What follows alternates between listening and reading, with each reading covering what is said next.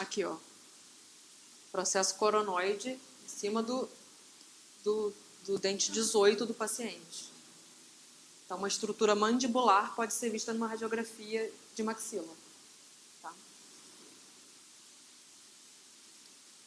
Aí ele de novo, mais duas, aparecendo lá. Imagem triangular com base inferior. Mandíbula, região de incisivos centrais inferiores. A gente tem a foramina lingual, que é uma imagem radiolúcida localizada no centro da imagem radiopaca das espinhas genianas, abaixo dos ápices dos dentes incisivos inferiores. Então, é esse pontinho aqui azul, esse pontinho radiolúcido, é a nossa foramina lingual. É um foramezinho mesmo. Tubérculos genes situados na face lingual são os pontos de inserção dos músculos genioide e genioglosso e radiograficamente visíveis como um anel radiopaco em volta da nossa foramina. Então tá ali, ó, a foramina é a bolinha radiolúcida e em volta o anelzinho radiopaco são as nossas espinhas genianas. Canais nutritivos que a gente viu em seio maxilar é muito comum também ver em região de incisivo inferior. Eu acho que até muito mais comum do que em seio maxilar. A gente vê nessa região de incisivo bastante. Então, eles têm esse por meio do seu trajeto, o canal mandibular inferior dá origem a vários canalículos que são vistos como linhas radiolúcidas dispostas verticalmente. Esse aqui está cheio, né? A gente vê várias linhas radiolúcidas. Então, aí mais canalículos. Protuberância mentual, também chamada de fossa mentual. É uma área de condensação óssea da mandíbula representada por dois traços radiopacos abaixo dos ápices dos incisivos com forma de pirâmide triangular. Então está aqui a nossa protuberância.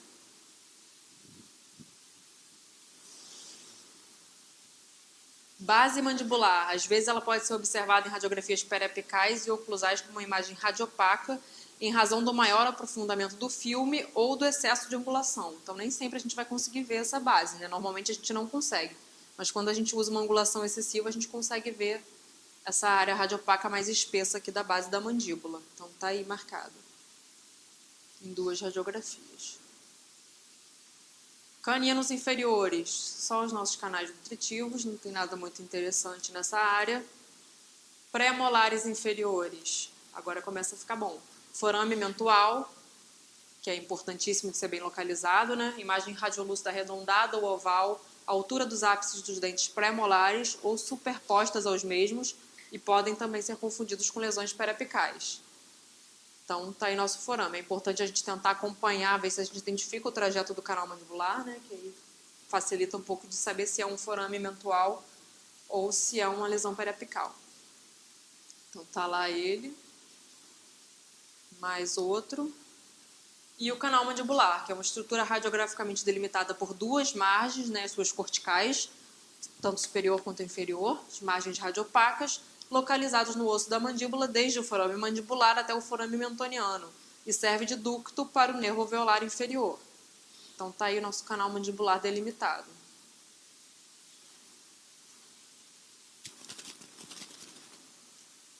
Região de molares, a gente também tem a linha oblíqua, que é representada por uma linha radiopaca que cruza transversalmente o corpo da mandíbula, a altura de terço médio das raízes dos molares. Então está aí a nossa linha oblíqua, a continuação da borda anterior do ramo ascendente da mandíbula, cruzando a superfície externa do corpo da mandíbula. A gente também pode chamar ela de linha oblíqua externa, porque a gente vai ver que a próxima estrutura é chamada de linha oblíqua interna também. Então está aí a nossa linha oblíqua externa, passando aqui na região cervical e terço médio, geralmente de molares, onde ela passa. Continuação aí do ramo da mandíbula. Linha milioide também pode ser chamada de linha oblíqua interna, nosso próximo item. Então, a anterior era a linha oblíqua ou linha oblíqua externa, e a segunda é a linha milioide ou linha oblíqua interna. Da inserção ao músculo milioide e tem origem na porção média do ramo, cruzando diagonalmente até atingir a borda anterior da sínfise. Então, ela aparece radiograficamente como uma linha radiopaca, abaixo da linha oblíqua, na altura dos ápices dos molares ou abaixo, podendo coincidir com o limite superior do canal mandibular. Então, tá aí a delimitação, a nossa linha oblíqua externa, ou linha oblíqua, em vermelho, e a nossa linha milioide, ou linha oblíqua interna, aqui em azul. Tudo em região de molares inferiores. Fóvea submandibular, também é importante de saber. É uma área côncava em face lingual da mandíbula, abaixo dos dentes molares, indo posteriormente até o ângulo mandibular e aloja a glândula submandibular. Então, é uma depressão óssea onde a glândula submandibular se aloja. Então, radiograficamente é representada por uma área radiolúcida, pobremente definida. Então, está aqui a nossa fóvea. Essa área radiolúcida sem limites bem definidos. Fóvea submandibular. Aqui tem uma figura de mais ou menos como ocorre, né? Uma depressão óssea onde a glândula submandibular se aloja. Por ser uma depressão óssea, ela vai aparecer com menor densidade do que as outras áreas da mandíbula. Novos métodos de exames radiológicos. Vamos lá, então, que agora vai começar a ficar mais denso o negócio. Vamos falar de radiografia carpal, radiografia digital, cintilografia, tomografia, ressonância e ultrassonografia. Professora, tem um lugar que a fóvea submandibular esteja mais comumente localizado, tipo, primeiro molar, segundo molar? Então, é região de molares. Ele não divide em primeiro ou segundo. É região de molares, tá? Então, vamos para carpal. A idade biológica de uma criança não necessariamente concorda com a sua idade cronológica. Então, a idade óssea ou esqueletal tem sido o marcador mais comumente usado nos estudos sobre crescimento e é considerada como um verdadeiro registro da idade biológica. Então, fazendo uma radiografia de punho e mão, por exemplo, a gente consegue ver se aquela criança ainda tem uma previsão de crescimento de acordo com os centros de ossificação da mão daquele paciente.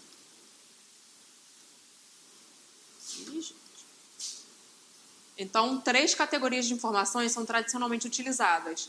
Aparecimento inicial dos centros ósseos específicos, indicando a posição óssea sobre a cartilagem, definição e caracterização dos ossos em função da forma e fusão das epífises com as diáfises.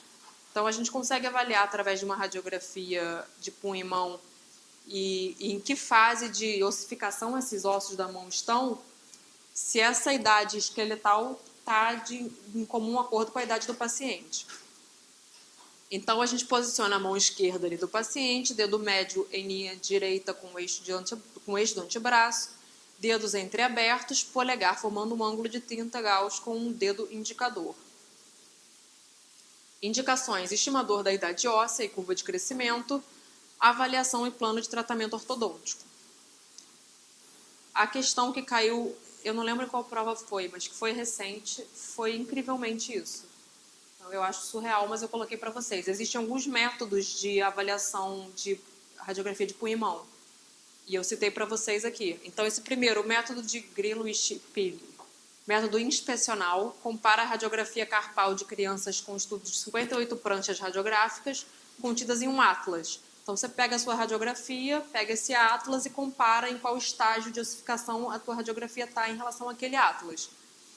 Então, os padrões são separados por sexo e essas pranchas foram obtidas de crianças americanas em nível socioeconômico médio-alto.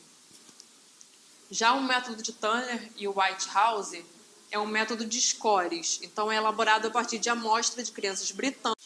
Avalie e atribui scores individualmente a 20 ossos da mão e do punho, omitindo o segundo e quarto dedos, pois a maturação dos metacarpos e falanges são, em geral, intimamente ligados, limitando assim o trabalho sem sacrificar a precisão da informação. Então, ele vai avaliando osso a osso e vai dando pontos de acordo com o tipo de ossificação que aquele osso está apresentando. No final, ele soma essas notas todas e dá uma nota. Isso atribui a uma idade específica para aquele paciente. E o último, método de Eklof-Higertz, método proposto para crianças suecas, baseado no comprimento e largura de determinados centros de ossificação. Então, uma série de 1.013 crianças foram estudadas pelos autores para estabelecer as variações normais, e a correlação mais significante quando aplicada para crianças brasileiras é esse método.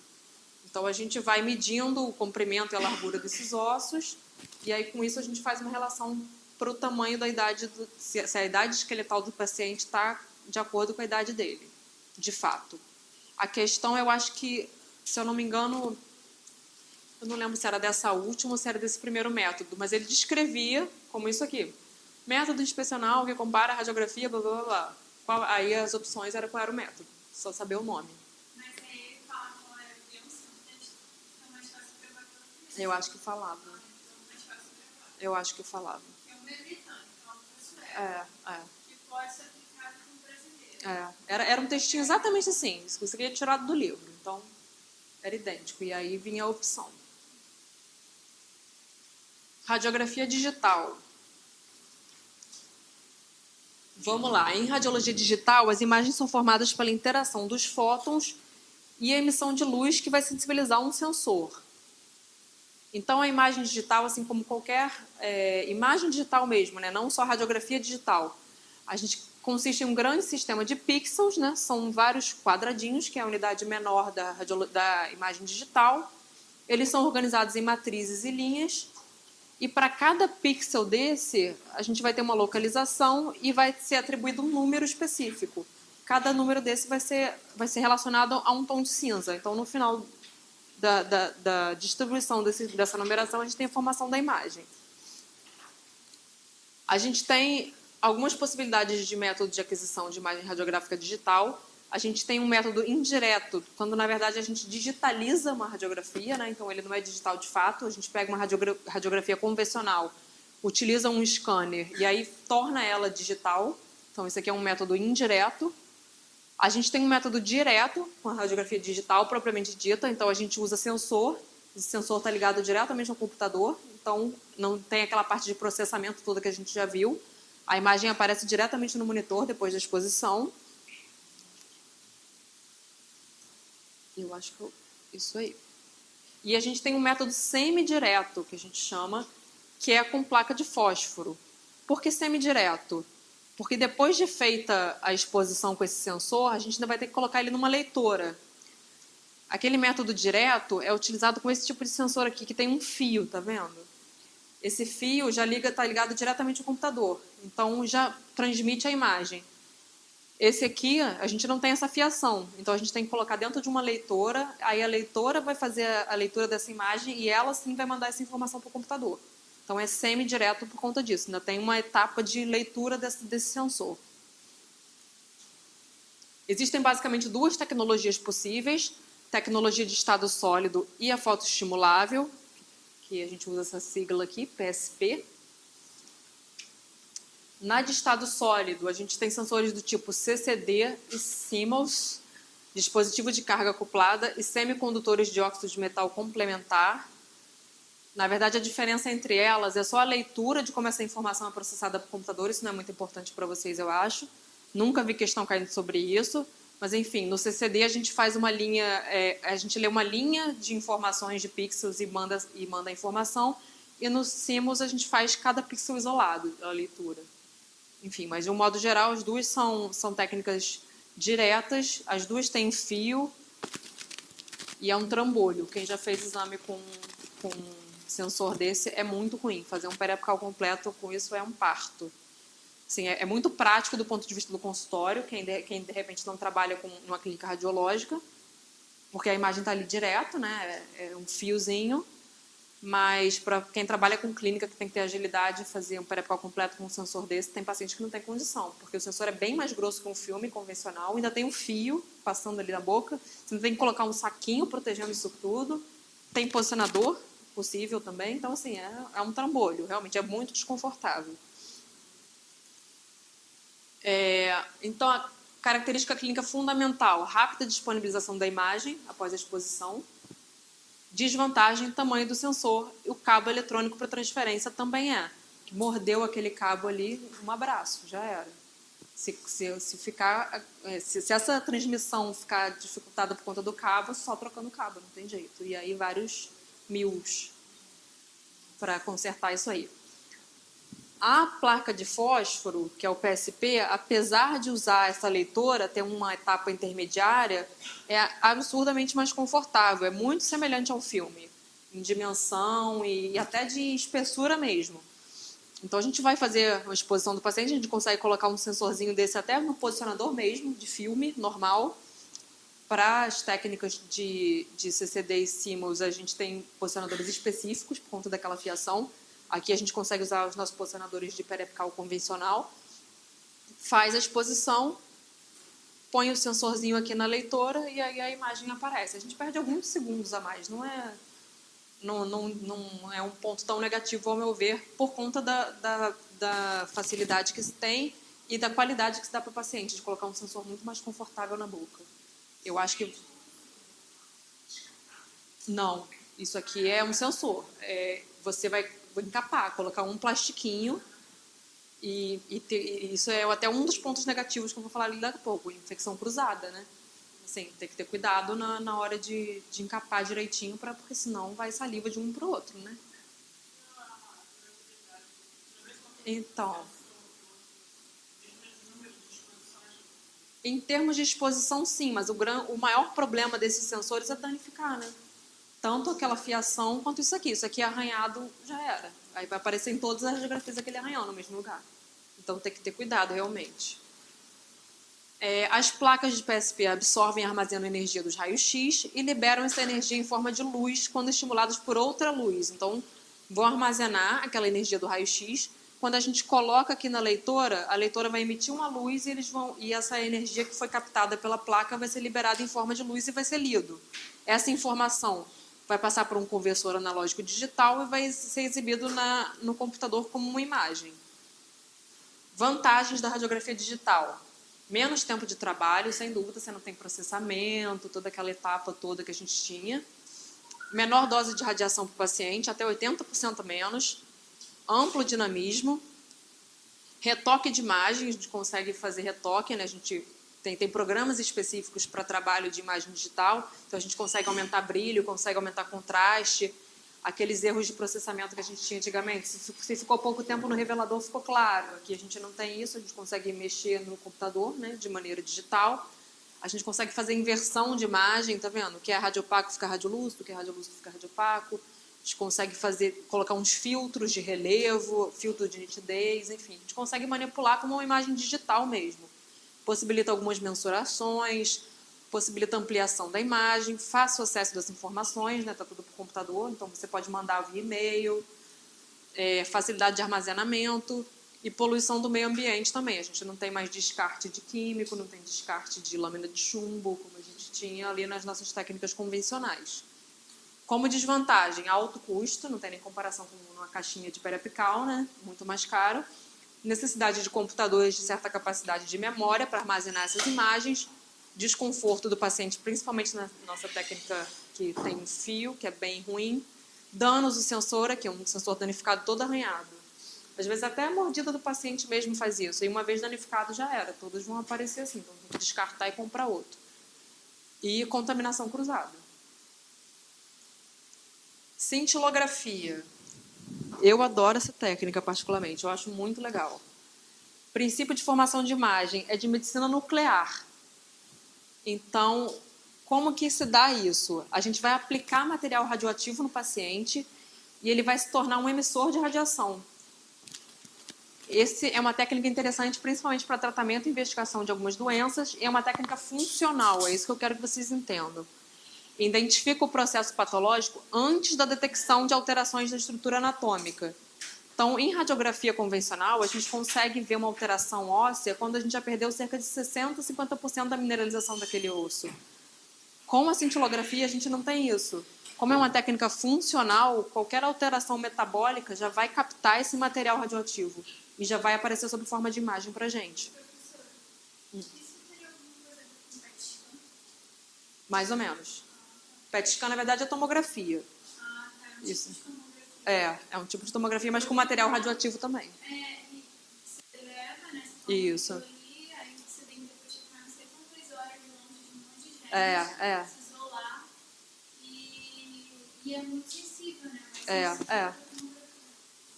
É semelhante.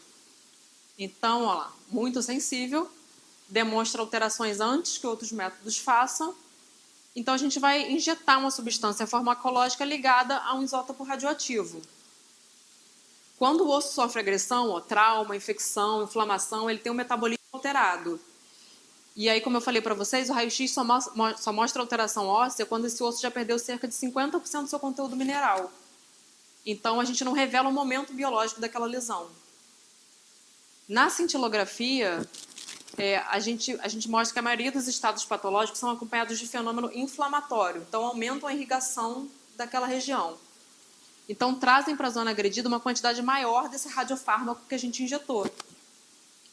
Então, a gente associa ao tecnécio 99, que é a nossa substância radioativa, a gente liga ao MDP, metileno difosfato, que é um fármaco, e a gente injeta isso no paciente. Isso aqui vai se ligar onde a gente tiver alteração de qualquer tipo de metabolismo, infecção, inflamação. Tecnécio 99 meta-instável, via endovenosa. Ele possui a meia-vida curta, isso é importante porque a pessoa não fique emitindo radiação para o resto da vida, né? Então tem que ser uma substância radioativa que decaia rapidamente. E ele emite radiação gama. Então a gente faz a injeção desse radiofármaco no paciente e posiciona ele aqui numa câmara gama, como essa aqui, que é uma câmara de cintilação. Então, esse aparelho aqui vai captar onde são os locais que aquela substância radioativa se ligou no corpo da pessoa. Então, ó, aqui a gente tem exemplo de umas cintilografias, ó, paciente com osteosarcoma, diagnosticado por histopatológico, nota-se área de captação na face do lado direito. Então, um tumor maligno, né, alteração de metabolismo, captou bastante a nossa substância nuclear. Então, a imagem aparece com aquela zona de captação bem grande na região de alteração metabólica. Aqui a gente tem uma cintilografia de um paciente com displasia cimentóssea florida. Então, aparece aqui a captação, ó, bilateral na mandíbula.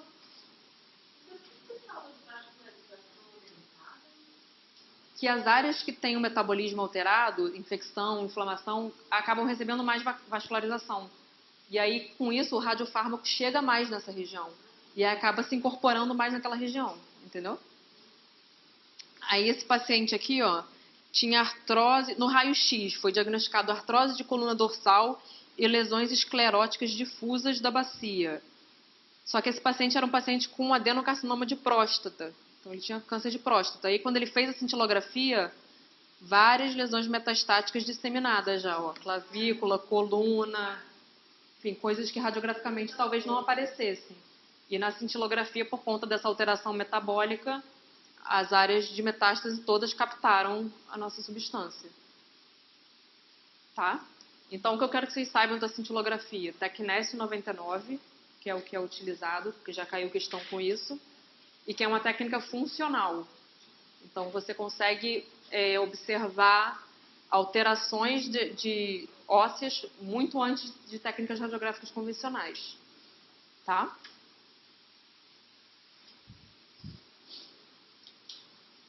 Tomografia computadorizada.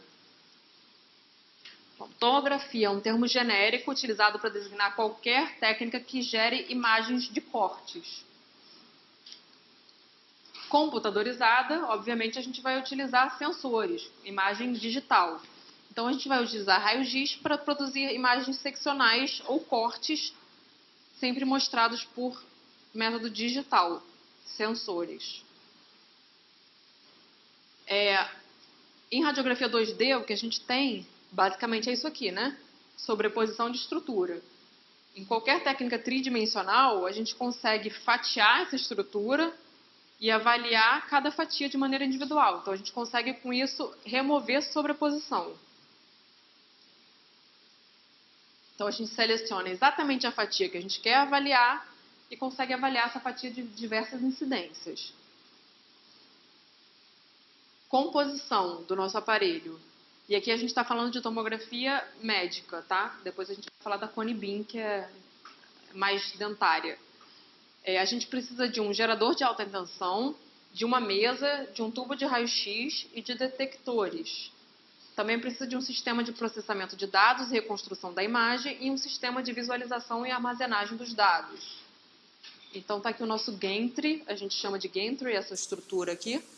Aqui ele está aberto para a gente ver que a gente tem a nossa fonte de raio-x aqui de um lado, os nossos detectores. Essa estrutura toda aqui vai girar em volta do paciente que vai estar deitado aqui nessa mesa. O que a gente tem de mais moderno em tomografia computadorizada médica é a técnica multi-slice, ou seja, de vários cortes feitos à medida que o aparelho gira e essa mesa se movimenta. Então, as reconstruções são obtidas em tempo real, em mais ou menos 5 segundos. Vários cortes estão sendo feitos. Então, movimento simultâneo aqui de tubo, sensores e mesa do paciente. À medida que isso vai movimentando, os cortes vão sendo feitos e as imagens aparecendo aqui no computador. No computador, uma série numérica é formada a partir dos dados capturados pelos detectores e essas sequências numéricas são convertidas em escalas de tom de cinza. A mesma coisa da imagem digital, né? Para cada pixelzinho é atribuído um número e aí no final esse número é convertido por um conversor analógico digital e convertido numa imagem com diversos tons de cinza. Então, está aqui os nossos pixels, que eu já falei para vocês, mas como a gente está tratando de tomografia, pixel é a menor unidade de uma imagem digital. Só que a tomografia a gente tem que levar em conta também o quê? A profundidade, é uma imagem tridimensional. Então, agora a gente chama isso aqui de voxel, é o nosso cubinho. Além de altura e largura, a gente tem profundidade.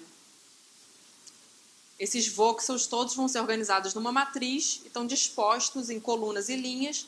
Cada um vai ter seu númerozinho atribuído em função da radiação que chega nele. E com isso um número de cinza é atribuído para cada quadradinho desse. Unidades Hounsfield também já caiu. É uma escala de densidade de tomografia médica, apenas de tomografia médica. Varia de -1000 a +1000. Então, Hounsfield organizou algumas estruturas de acordo com as suas densidades. Então, -1000 seria a estrutura mais radiolúcida na tomografia, seria o ar. Ele fala que o ar tem -1000 unidades Hounsfield. +1000 seria a nossa estrutura mais radiopaca possível, de repente uma estrutura metálica, por exemplo. Então, ele fez uma subdivisão aqui de algumas estruturas. Entendam que -1000 sempre é o mais radiolúcido possível e +1000 vai ser sempre o mais radiopaco possível. O nosso ponto zero é a água. Então, a partir disso, dá para vocês terem uma ideia mais ou menos sem ter que decorar aqui. Músculo é de 50 a 55, tecidos moles é de 40 a 60. Teve uma questão dessa que caiu, que citava a estrutura, por exemplo, gordura, -20 a -80. Era para marcar a incorreta, se eu não me engano. E aí falava tecido mole, mais 400 a mais 500 unidades Hounsfield.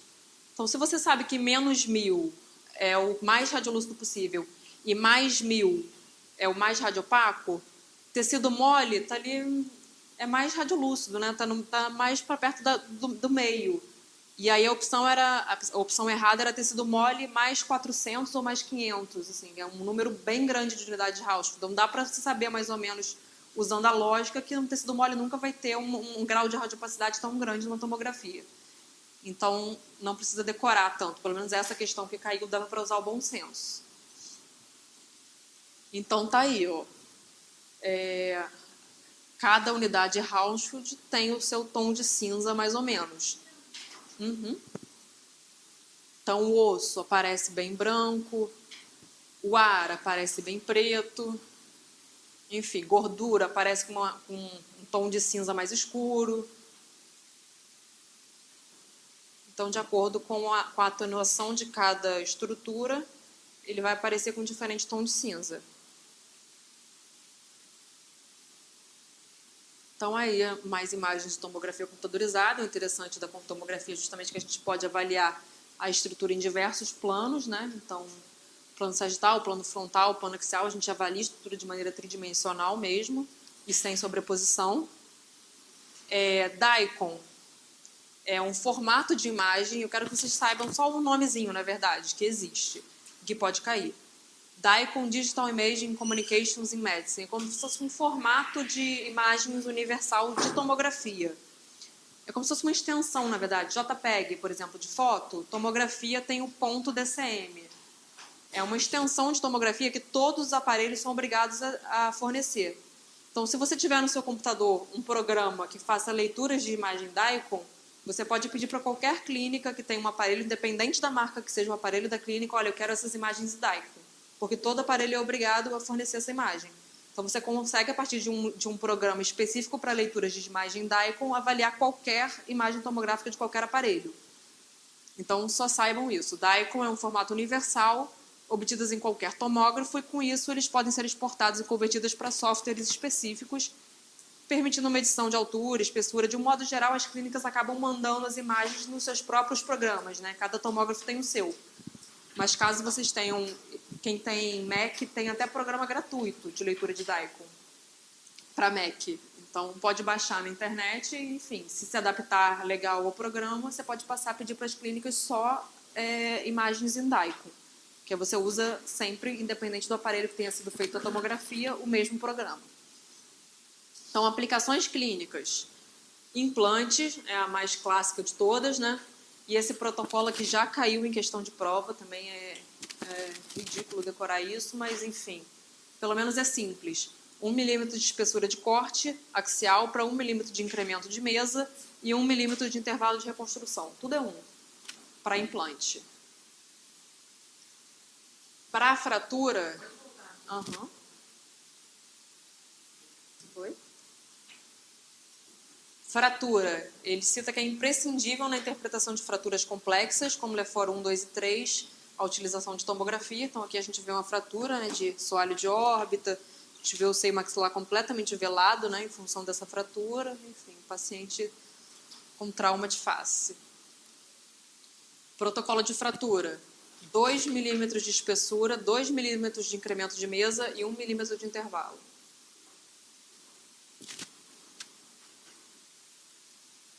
Então, mais um casinho de fratura aí. Parede lateral do seio maxilar. E a solução de continuidade aqui e velamento também desse seio maxilar. Outra aplicação clínica, ATM, estruturas ósseas, né? Então, a gente consegue ver aplanamento, consegue ver aqui presença de osteófito, enfim, qualquer processo de remodelação das estruturas ósseas da articulação, a gente consegue avaliar bem com uma tomografia computadorizada. Casos de patologia também, né? Medição de dimensão vestibulolingual e mesodistal. Avaliação de seios paranasais também é interessante para tomografia. E como vantagem, a gente obtém imagens detalhadas de lesões intracranianas, excelente diferenciação entre diversos tecidos, normal e doente. As imagens podem ser manipuladas e podem ser intensificadas pelo uso de meios de contraste intravenoso para delimitar os vasos sanguíneos. Como desvantagem, o equipamento é bastante caro, os cortes finos resultam em alta dose de radiação e existe risco de alergia também em casos de uso de contraste, né? O contraste utilizado em tomografia geralmente é iodo, tem bastante gente que é alérgica a iodo, então é um ponto negativo. Outra desvantagem é que os objetos metálicos, como restaurações, também podem produzir esses artefatos aqui, que dificultam um pouquinho na avaliação da imagem. Bom, falando da cone beam, que é a que a gente usa mais no nosso dia a dia, a diferença principal para a tomografia médica que a gente estava vendo até então é o formato do nosso feixe. Na tomografia médica, chamada de fan beam, o feixe tem esse formato de leque. Então, são feitos múltiplos cortes e depois a imagem toda é reconstruída de uma maneira volumétrica. Na cone beam, a gente tem um feixe em formato de cone. O próprio nome já diz, cone beam. Então, a gente consegue adquirir um volume de uma maneira inteira e depois os cortes são feitos para avaliação. A gente também tem ausência de sobreposição de estrutura, né? Assim como a tomografia médica, reconstruções multiplanares em diversos planos, reconstruções tridimensionais. Em relação à tomografia médica, um aparelho de cone beam tem um tamanho e um custo muito melhores, um tamanho bem menor, e o custo é bem menor também. O tempo de aquisição da imagem é super rápido, quem já fez uma cone beam é quase que uma panorâmica, é bem rapidinho. A gente tem vários softwares de manipulação de imagem, vários para o mercado odontológico, né, que atendem às nossas necessidades. E a dose é de 3 a 20% da tomografia multislice. Então, equivale mais ou menos de 1 a 42 panorâmicas digitais. Então, a dose é bem menor da cone beam também. Como desvantagem, a gente tem uma baixa miliamperagem, então isso dificulta a diferenciação de tecidos moles, aquela diferenciação da escala Hauschka que a gente viu, de gordura, músculo. Na cone beam a gente não tem, a gente não consegue fazer diferenciação de tecido mole nenhum. A gente tem um ruído na imagem, em virtude de radiação dispersa, às vezes. E é isso. Então, vamos para a ressonância, que agora...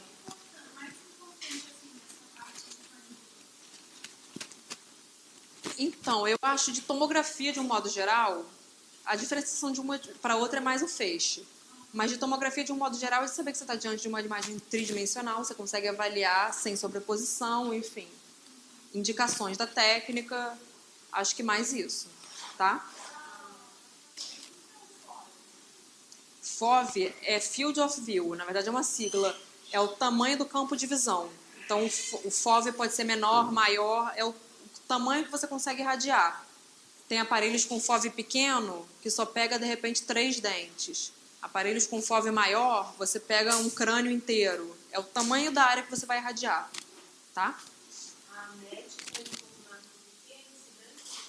De leque. Então, vamos para a ressonância.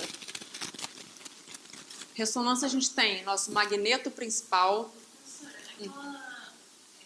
não sei se é o tipo de tomografia, o exame que eu tinha falado, PET, né? PET scan. É uma tomografia. É uma tomografia com imagem nuclear também misturada. São as duas coisas. Tá. Então, vamos lá. Ressonância. Ressonância é bem complexo, gente. Tem que imaginar junto. A gente tem como composição magneto principal, bobinas de homogeneidade, bobinas de gradiente, bobinas receptoras e transmissoras de radiofrequência e um sistema de computadores para armazenamento e processamento. Então, vamos lá. Começar pelo começo. A gente tem aquele magneto que vai ser responsável por produzir um campo elétrico magnético potente que vai ser fundamental para a formação da nossa imagem de ressonância. Então, só para vocês terem uma ideia... e terem uma ideia de nomenclatura também, 1 Tesla é igual a 10 mil graus. O campo Gauss, quer dizer, o campo magnético da Terra é 0,5 Gauss. O campo magnético que a gente usa em imagem de ressonância é de 0,3 a 2 Tesla. Então, assim, é um campo magnético absurdamente forte. As nossas bobinas de homogeneidade vão ser responsáveis por tornar esse magneto mais homogêneo possível. E as nossas bobinas de gradiente vão representar uma pequena fração do campo magnético, tendo a função de localizar o sinal de radiofrequência espacialmente. Eu vou explicar o passo a passo daqui a pouco para vocês. Eu vou mostrar para vocês. Eu vou mostrar a fotinho para vocês daqui a pouco. Bobinas de radiofrequência podem ser transmissoras ou receptoras e têm a função de transmitir e receber os sinais de radiofrequência que também vão ser importantes para a formação da imagem. Isso aqui já foi questão de prova também. Quanto menor a bobina, quanto mais próxima da região de interesse, melhor será a captação do sinal de qualidade da imagem. Então, se a gente quiser fazer uma ressonância de ATM, por exemplo, a gente coloca uma bobina de radiofrequência pequenininha aqui bem na região de ATM, isso melhora a qualidade da imagem. A gente vai ver uma fotinho também mais para frente. Então, tá aí uma foto das nossas bobinas de gradiente. E aqui a bobina de superfície. Ó, a bobina de ATM é essa aqui. Fica posicionada aqui bem na região de ATM mesmo, melhora a qualidade da imagem. Então, vamos... Esse?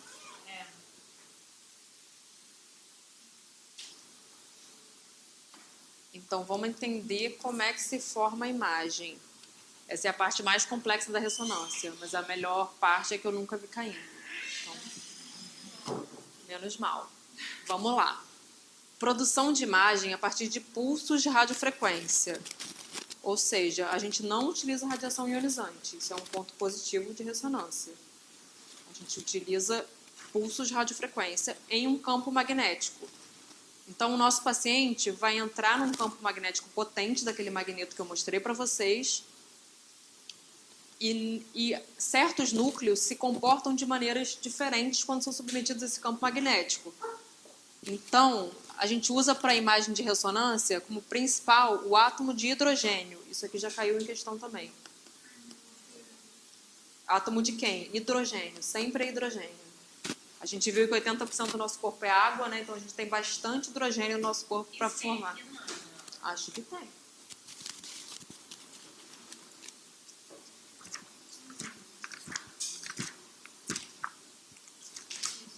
Tem, né? Ó. Mas assim, é positivo, mas assim, eu não entendi, tipo assim, no sentido de ser menos agressivo. No sentido da radioproteção, da radiobiologia, dos efeitos biológicos. A gente não tem ionização. Ah, tá. Porque tem negócio da Terra. Você tinha falado Uhum. antes. Ele ser alto, 0,2, Uhum. 0,3. É alto, né? Porque isso dá. Na verdade, é só para ter uma comparação com o campo magnético da Terra. É isso que você está perguntando? Porque assim, quando você falou isso, me remeteu a ser uma coisa assim, que eu tenho carga. Não tem nada a ver. Não tem nada a ver. É só para demonstrar para vocês que a gente coloca esse paciente num campo magnético forte. Ah, tá, mas não faz Não tem nada, não faz mal. Assim, com esse campo magnético forte, os átomos de hidrogênio vão se comportar de determinadas maneiras por conta desse campo magnético. É só isso. Aham. Só para tirar uma dúvida pessoal. A minha mãe, em 2015, ela teve câncer de mama. Uhum. Teve que fazer uma mastectomia. Uhum. Todo ano, o mastologista dela pede uma ressonância. Uhum. Então, eu sempre me preocupei muito com isso. Problema nenhum. Eu sei que essa coisa da rádio... Dos efeitos biológicos da radiação. Aham. Isso, a gente sabe que causa um pouco, assim, pode ser que isso gere Não, aham. nesse sentido, né? Então, assim, quando ela sempre estava sendo submetida à ressonância, eu ficava, gente... Não tem problema nenhum. A gente vai ver, tanto a ressonância quanto a próxima técnica que a gente vai ver, que é a ultrassonografia, as duas não utilizam radiação ionizante. Então, por isso que grávida faz ultrassonografia à vontade, não tem problema nenhum. Não tem radiação ionizante sendo utilizada, tá? Então, ressonância também é a mesma coisa. A gente usa ondas de rádio, que é um tipo de radiação eletromagnética que a gente viu lá atrás, lembra? Mas com comprimento de onda gigantesco, então não tem problema nenhum, tá? Não é ionizante. Então, beleza, vamos lá.